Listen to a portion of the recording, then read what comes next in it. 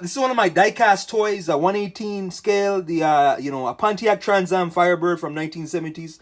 This is probably my favorite diecast that I own outside of probably the orange, a Lamborghini Countach 2021. But this one is a very nice diecast. I think this one debuted last year or the year before for Miso, and then this is Miso, so that's a brand for it. So that's the brand that made it.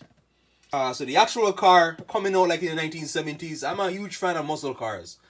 I love muscle cars, the shape, the designs, the back, the front, the rear, the interiors, etc. The color, I like blue, and especially if you put blue with light blue, right? So the light blue symbol. I love the color like on this diecast a lot.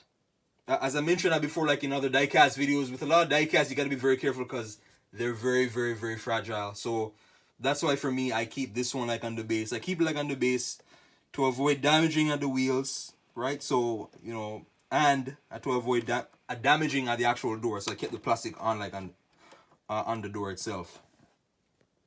With a lot of these diecasts now, I realize that with the front wheels, there's like a manufacturing issue in that they get very loose, right? So they'll be very loose like when you first get them, and you don't want to risk damaging them.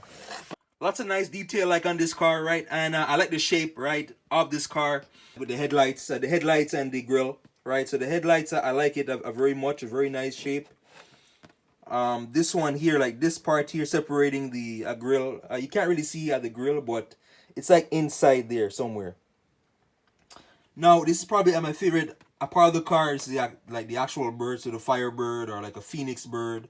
There's also one like this where it's black and yellow, right? So it's black and like a gold yellow, where the bird is yellow and the actual diecast is black. To open the trunk itself, the hood, to open the hood itself, you have to kind of carefully flip the car upside down, because if you don't have sharp fingernails, right, it's kind of hard to kind of bridge open the actual hood. So you have to kind of flip it upside down, then the hood will open. The fender here as well, the fender is pretty cool, right? The fender has a nice cool shape to it. I like the trunk. The trunk itself, which has a kind of like a mini kind of spoiler, right, like in the back, a very small spoiler. But the trunk itself, and it can hold, if you have like even a smaller car, like a tiny car or like some sort of USB stick, you can just put it in there, right, for the diecast. The back rear fenders as well looks pretty cool. Overall, just the shape of the car. The shape of the car, I like a lot, right? The shape of the car, it is just shaped so cool, so epic and so unique. Another cool part about it, like, is the roof. So the roof, it's basically see-through. Like a window, like on the roof. There's two windows on the roof.